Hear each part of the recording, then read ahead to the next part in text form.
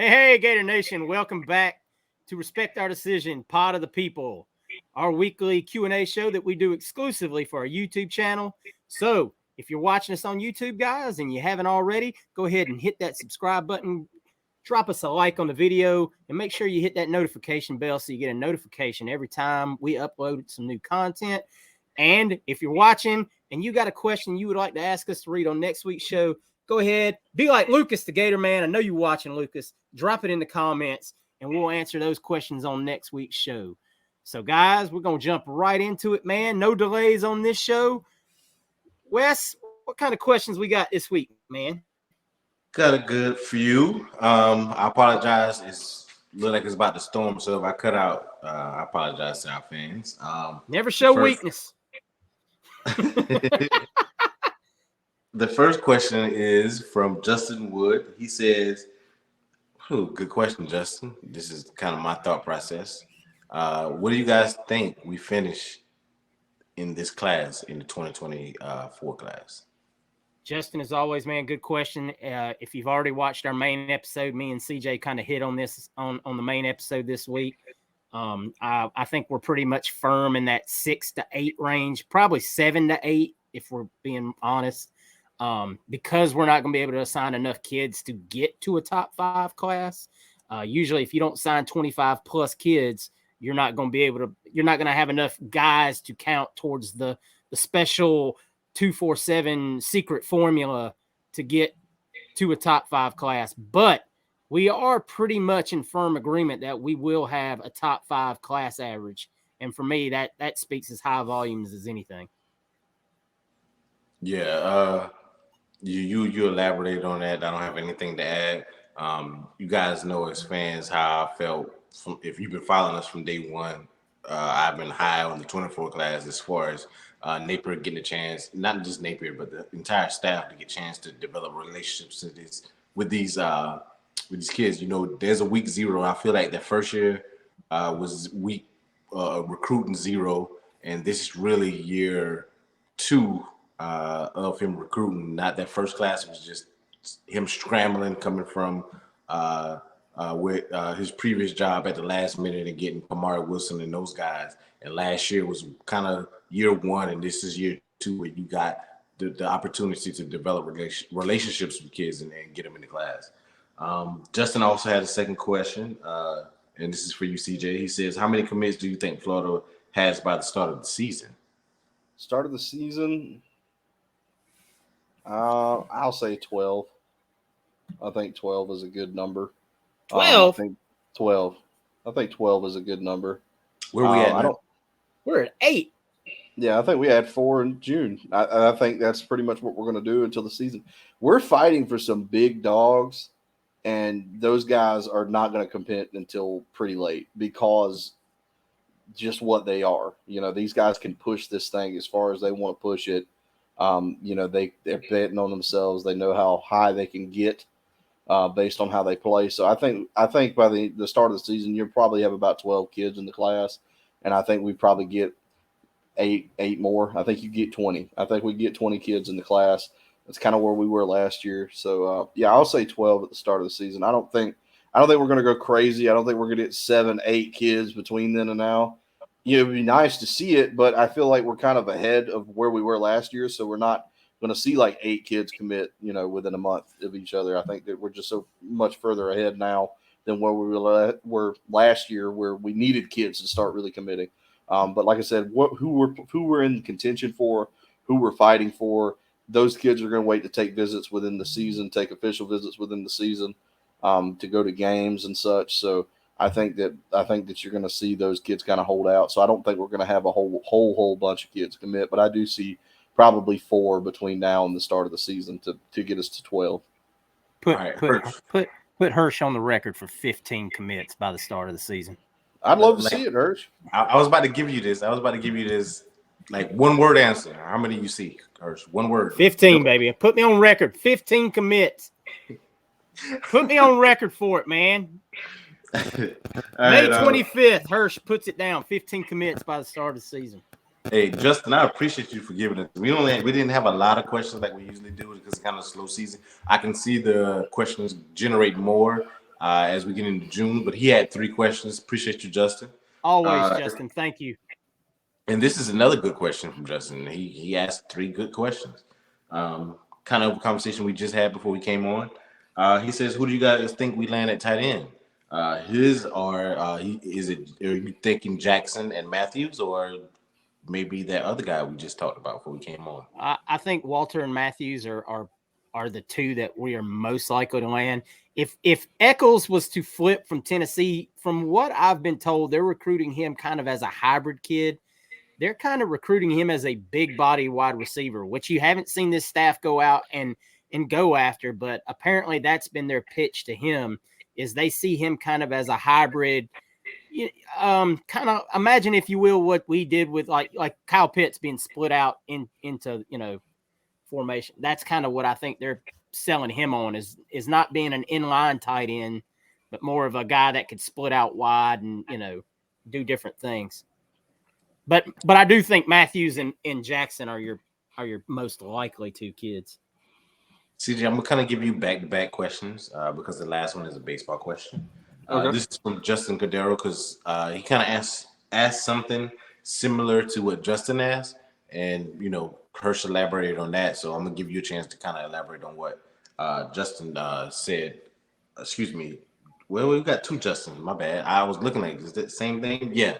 Justin and Justin. This one is Justin Cordero. He said, "Is it possible or realistic to land a top 5 class now? If so, how? If there's a way to it, kind of switch it up from way Justin would answer. Is there a path to the top 5? How do you see that happening?"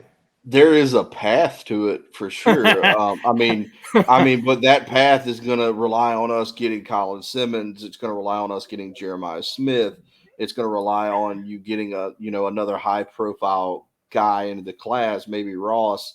There's a few kids on the board, and it's in the big tight ends, and there's a few kids on the board. There's a path to it, but the path is so you got to get everything right, and you got to get nothing but big fish, and that's how you're going to get there without being able to take 7, 8 extra kids, that are low 4 stars, high 3 stars, that you would just kind of fill in the rest of the class with, which we're just not going to have the scholarships to do that. There's another way to get to that path, but it's going to require telling some kids they have to walk off of the team. And that's another option, is you're going to have some hard conversation. And I don't think the staff is scared to do that. I think that there are kids that you could see definitely saying, "Hey man, this ain't working for us. We don't think it's working for you.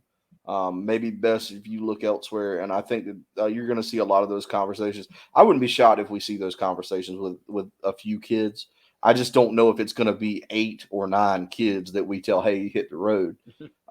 So I think that's going to be one of the issues. I just don't think we have enough scholarships to really play with, barring a mass exodus of like NFL guys, or like Hirsch said, telling a few kids, you might want to go to the portal and look elsewhere. I also agree. And then another way to adding on to what you guys said is what we feel some of our guys have been underranked, like a Miles Graham. If we get some of those guys to be in, we all think Chauncey's going to continue to get to where he needs to be. So on top of what you just said, if some of those guys like Chauncey, Miles Graham, Hayes, if those guys continue to rise in the rankings, DJ, I feel like DJ is going to continue to go. I mean, I don't know how far he can go he's already up there, but we feel like he should be the maybe number 2, if not the number 1 quarterback in the class. So if those guys continue to rise in the rankings as well, the guys that are already committed, we can see that as well. So there's a lot of ifs and buts that got to go into it, and it's probably that was probably too many at the end of the day to actually happen, but. Yeah, when you start getting the conversation and you're like, if this and this and this and this and this can happen, you've just got too many things that, if foreseeably, could they line up that way? Could you have that string of great commitments and things go the right way? Yeah, sure you can. We've seen teams do it, but is it really likely? It's just not. At the end of the and that's not disparaging against the staff. I don't think they're doing a bad job. I think they're doing a really good job with the hand they were dealt. but I think that there's just too much stuff that's going to work against you. And we've already talked ad nauseum about how bullcrap we think a lot of these rankings are anyway. We've got kids like you mentioned with Miles Graham and Darius Hayes, and even DJ Lagway has been kind of slighted. That we feel like needs to go higher in their rankings. We feel like I think Phil Sami is another kid who should be higher than what he is right now. He's on the edge. You could see him have a great. Yeah, you could see him have a great season and bump his way up. So there's ways to do it, but are you going to really trust that the evaluators and the 247s and the on threes and the rivals are going to do that for you? History tells us no with us specifically. So I mean, it's just a lot. It's a lot to overcome. To piggyback on what you said and to elaborate on what the first question was from Justin Wood to what Hirsch was saying, we can look at a top 5 average class if we only get 20 kids and understand, okay, we only got 20, but if we could have gotten 25, then yeah, we would have gotten a top 5 class. So yeah, for sure. The average to me and seeing the caliber of players we're getting in on piggybacking on what we had last year with the class average will work itself out, and you will see, okay, we only got 20 guys, but if we could have gotten 25, then yeah, maybe it was there for us, but we'll see how it finishes out. Something else we mentioned on the main show in relation to this is you also got to leave yourself a couple of spots for transfer kids. You've got to leave yourself a room because, like we said, next year's going to be a really big year for Billy. This year, I mean, yeah, every year's a big year, but next year the microscope is really going to be on Billy and this team. And next year could be one of those years you really see Billy and company look for 2 or 3 kids that are absolutely plug and play 1-year starters for the team. Unlike this year, where we took a lot of guys that have multi-years left to play. Next year might be more of the Norvell approach of, I'm going to go out and get this kid who was all conference, maybe in a smaller conference, and plug him in here, and here, and then we're going to make a run for it. Yeah, right. He's trying to win the ACC, so he feel like I got a quarterback that I can win the ACC with, and I'm gonna try to get guys around him too. But you've got to save at least 2 to 3, maybe even 4, depending on the positions that you feel like you're going to need scholarships for those portal kids, and that's something that in years past you haven't had to think about as much. You just take 25, 27 kids and call it a day. Right. All right, CJ, last question. This is from Ryan Parker. He said, you think all those glue sniffers will finally shut up about the baseball team? Swept number 5 Vandy. They took 2 or 3 and that number 1 RPI against Kentucky. I don't think they will, because I watched them last night on Twitter have the same doubt and disbelief in the team. So I don't think they ever will. I don't think you're gonna root those guys out. If you want a good sense of where the baseball team is and how the baseball team looks when it comes to Florida, just keep up with Nick De La Torre. He's an expert on the stuff. If you're just a casual fan and you want an outlook on the team, if Nick De La Torre is not melting down, don't melt down. Nick has the patience of Job. Because Nick understands baseball. I see a lot of people come at him with things like just like, oh my God, why can't the bottom of the lineup hit as well as the top half? And I'm like, that's just basic baseball, guys. The best hitters are going to be at the top of the lineup, not the bottom. You're not putting your best hitter in the 9 hole. They want a 1 through 9 all-star team. They want everybody out there to just absolutely tear the cover off the ball, and that's just not what it's designed to do. You see, we have guys on the team that serve different purposes with their lineup where they need to bunt. A lot of the times, the 9-hole guy is just there to see if he can bunt to get on base, and because he's a speed guy. That's just the way it works. But there's just a lot of that stuff, and I don't think that's ever going to go away. I think that you would have people complain if we win the national championship. They'll still have an issue with it, with something, right? It's just the nature of the beast, especially with something like baseball. You have a lot of uneducated football fans, but if you really don't watch baseball and you really don't understand baseball and you try to talk to it from the aspect of how you talk about football, you're going to look really clueless really fast. So that it's what it is.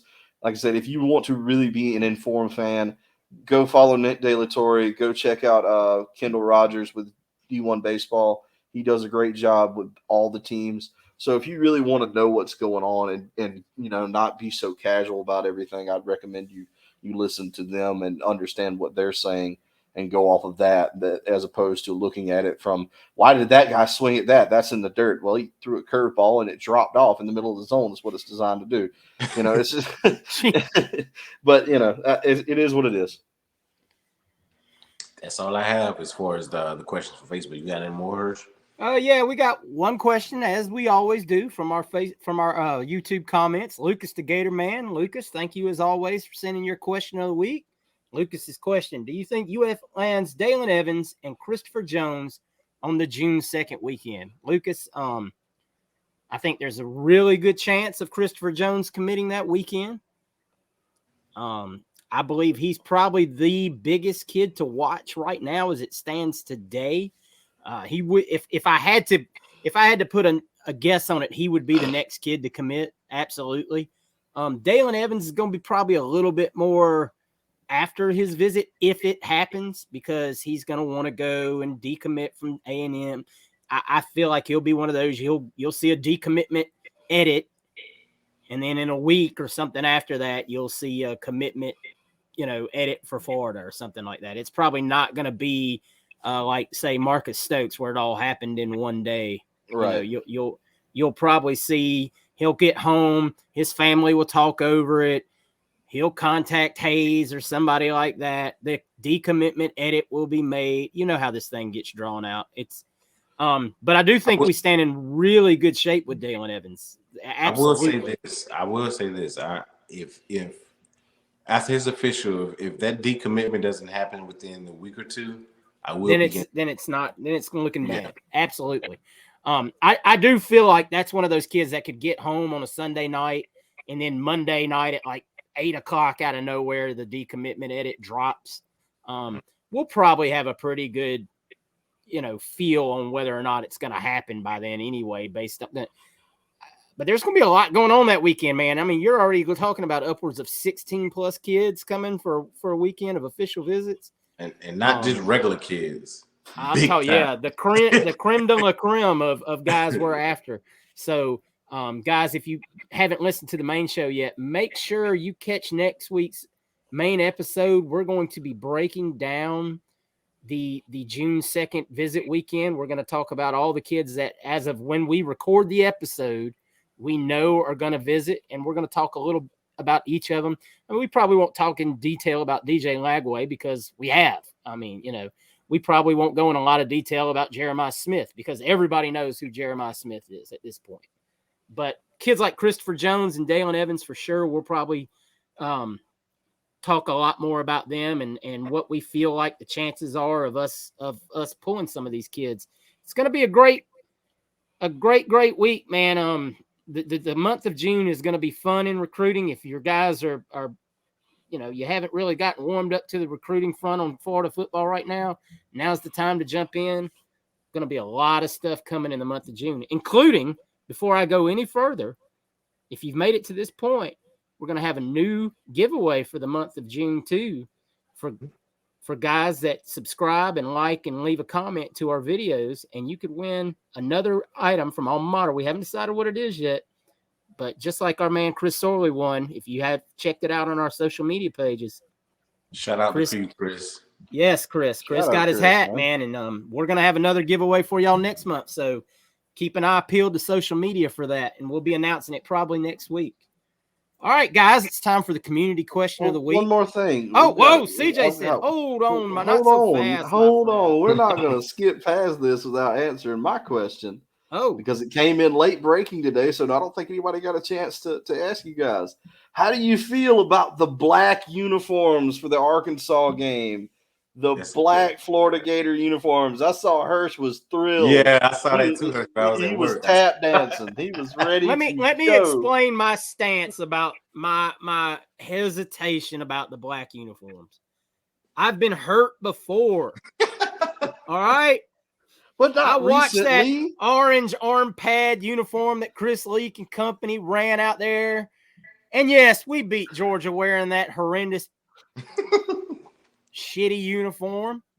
I'm sorry to any of y'all that liked it. If you liked it, hey, man, more power to you. But I guarantee you, if we took a poll tomorrow, more people would have disliked that uniform than liked it. And then we got hyped up for the Nike, whatever it was called, uniform. I've done forgotten because I've blocked it so far out of my mind. But then we came out there looking like Swamp Thing. And the dang, Felipe Franks came out wearing scales and looked like the creature from the Black Lagoon. And, he ran 120 yards on a play and didn't score a touchdown. I've got to see the uniforms before I can buy in. Now, if they come out, it's a nice matte black hat, helmet. Maybe they keep the orange script on it. I don't want the full gator head. I don't want to see anything special. Don't change it up too much. That's mainly what I ask.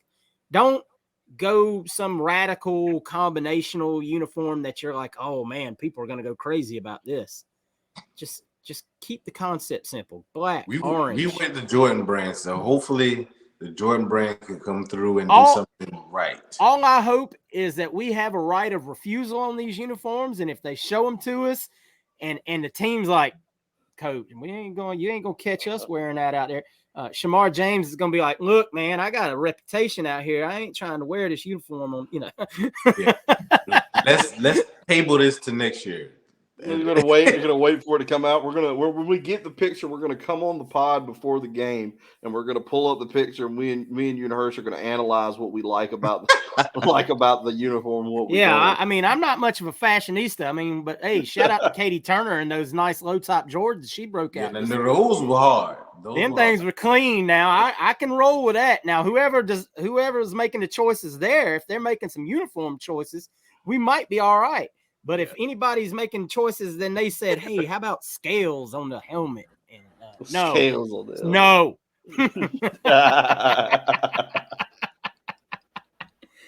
All right. Guys, it's time for this week's community question. CJ is always in charge of our community questions, and CJ don't miss on the community questions, guys. This week, which NCAA football game was your favorite? NCAA football game, of course, we're talking about the EA Sports brand. It's coming back, guys. It's close. I have my doubts. I'm a big doubter. I'm not a big fan of EA Sports right now. Their sports games have really left something to be desired the last few years. If you're a Madden player, you absolutely understand where I'm coming from. They have really dropped the ball the last couple of years on the Madden franchise, but I'm hoping that they know that they've got maybe their best seller in a decade coming out, and they're putting all their eggs into the NCAA basket, and we get a great game because we're all going to be playing it. Let's just be honest. We're all going to, as soon as that thing hits pre-order, everybody that listens, that has ever played a video football game is going to pre-order that game, and we're all going to play it. Maybe we'll hook up a Respect Our Decision league or something. Dynasty mode. Yeah. Yeah. See, keeping these ideas, and I'm going to take Alcorn State. I'm going to roll y'all. That's right. All right. First answer, Coach Guns. NCAA 2006 was the best game of all time. That would, of course, be the one with Desmond Howard on the cover doing his Heisman pose. MJ says NCAA 2008. That's the one with the old boy from Boise State on the cover, who I can't remember what his name was now. The quarterback that isn't Kellen Moore. 2000, Tony Nelson, 2006 was my favorite. Not because Tebow and Harvin was in it, though. Tony Baker said, hear me out. It's 14. Okay, Tony, I'll take your word for it, man. I don't. Lucas the Gator Man also says NCAA 2006 was his favorite. Wes, you got any on the Facebook? Yeah, I got Andrew Maddox. He said 2014 one. Lucas, he answered on Facebook as well. He said the 06. George Pillow said the 2011 one. Kevin Ray said the 2014. So did John Thornton. So that's 3 for the. I got it in Facebook for the 2014. So a lot of people love that one. And I think some people kind of misread the question because Charlie Sapp said the 97 Florida FSU game in the Swamp, which is, of course, was my favorite game. You guys know I love that game. But that's not the game for the game. It ain't in the game. That's my, EA Sports had nothing to do with that one. Yeah, that was my Jacquez Green game. So not the right one. But Kenneth Clark also said the 96 game on Florida Field. So I think they kind of got that one mixed up because he mentioned Spurrier. So they weren't talking about the game. I don't know if they read what the other guys were talking about. Guys, got to pay attention to the details, baby. Got to pay attention to the details. The comments of the other guys. And Robert Dorman also said the 52-20 game, the national championship. So they didn't see that properly. Wes, you got to show off, don't you? You got your. I mean, it has Tebow on the 11. You know what I'm saying? You better get that on eBay real quick before the new one comes out. Tebow on the cover, John Bradley in the game. I got this from my son, who's a future Gator himself. You probably get 2 bills for that. Yeah. I got that off Amazon. So if you can't find it on eBay, Amazon got that one for me. No, you don't want to buy them off eBay. They'll get you loaded down on that. CJ, what's your favorite? NCAA 08 was my favorite with the dude from Boise State on the cover. It's the one I had the most fun playing with because West Virginia had Pat White and Steve Slayton. Woo! And you could run the speed option with them boys and couldn't nobody stop it. I love that game. Tim Tebow was in the game. He was a sophomore in the game. There was just a lot of great players in that game. I had a lot of fun. Darren McFadden was in the game. NCAA 08 was my favorite. It's the one I played the most growing up. But don't sleep on 14. 14 was great. I probably played 14 more than any of them. Just because it's the last one we have. I still play 14 to this day. You saw a bunch of those guys in the Facebook comments mentioning that 14 game. You know, with the revamped stuff now, if you wanted to go and download that with all the new stuff that people have done, they put the college football playoff in it. That's how hungry these people are for a new college football video game. They're out here modding NCAA 14 that's been out for 10 years. You know what, man? I really didn't have a favorite one. And that's what's so weird is like I was a big time I used to run when I lived in Atlanta and I had I was a manager for Publix back in the day. And we used to run Madden leagues, online franchise leagues, and we had like a website for it and all that stuff. So I would play NCAA every year, but I wouldn't play it religiously like we played the Madden because I had my franchises and stuff like that. So I'm like anybody else, though, man. It didn't matter what year. Whenever the recruiting was on there, I was on there signing 25-star kids and, and naming them all after my son or something, or whoever Florida had on their team at the time. We all did. And I was running that thing, man. That's how it was. Like I just did it for recruiting, and that's what I am today. That's why I love recruiting, man. That's why I love the game was I could get on there and recruit, and that's what it's all about. Because that's why I do this show today, man. I'm a fiend for recruiting, even make believe recruiting. Yes, sir. Do you think that Dan Mullen used the recruiting feature in the game, or do you think he just simulated it? He auto recruited. You just let him auto recruit it? He auto recruited, probably ended up with a class with like 10 3-stars. Do you think I win whatever they send me? Do you think while the recruiting season was going in the video game, he would switch over to Grand Theft Auto and just go ride a jet ski or something while the recruiting was being done? Or do you think he stayed on and watched drinking a Bud Light and whatever? Yeah, lime. He was playing Mario. He was over there playing Mario Kart. Man. Mario Kart. Yeah. He probably handed the controller off. He's like, Hev, recruit for me. Oh, God. Hev's like, I got you, coach. I got a He handed it to a GA. I got you. I got 20 ham and egg 3-stars, but you got a 5-star quarterback. Go win the national championship. That's good, CJ. You're right. He handed it to a GA. Yeah. Handed it off. Grantham was over there mad and looking all angry. Oh, my God. No. Dan Mullen definitely did not use the recruit your own function. Mm-hmm. He didn't even go on any visits. He didn't need it. Oh, man. He just sent his resume out to kids and said, "Hey, I'm Dan Mullen. I've won some championships calling offense. Play for me." All right, guys, that's going to do it for this week's episode. As always, man, thank you for sending in your questions and your responses to the community question. And we'll do it all again next week. So be on the lookout for when we send those out on our social media platforms. If you're not already, join our Facebook group, Respect Our Decision. If that's your speed, Wes runs that group pretty much all the time, man. And it's a good group of people. We're approaching 1,000 members to that group. Very close. Or check us out on our Twitter at Respect Our DCN. We put the questions on, we put the community question on there. And if you want to ask any questions on there, you're more than happy to send them to us. You can DM us. Or like I said, man, drop them in the comments of this video here, and we'll read them off on next week's show.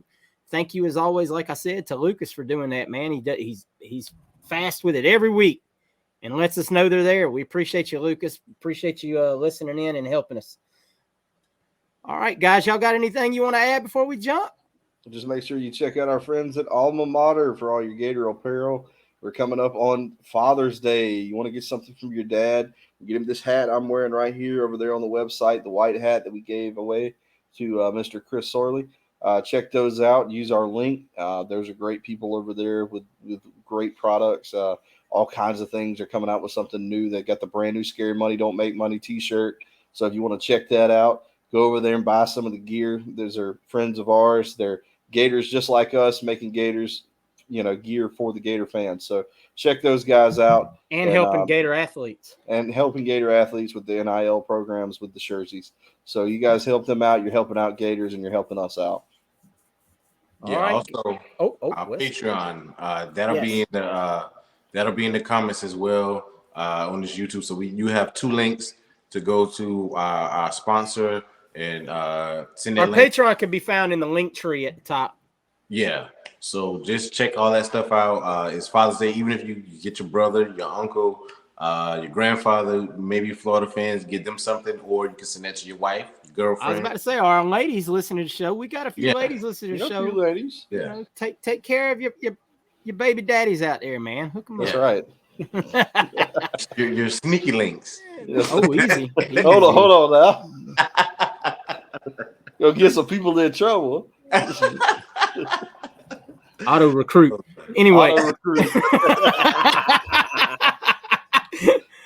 All right, boys and girls, we appreciate you as always for listening in. Like I said before, guys, Pot of the People YouTube exclusive show. If you haven't already, smash that subscribe button for us. Drop a like on the video, drop us a comment, and make sure you've hit that notification bell so you get a notification every time we upload new content. Until then, guys, we will catch you next week. Go Gators. Go Gators. Go Gators.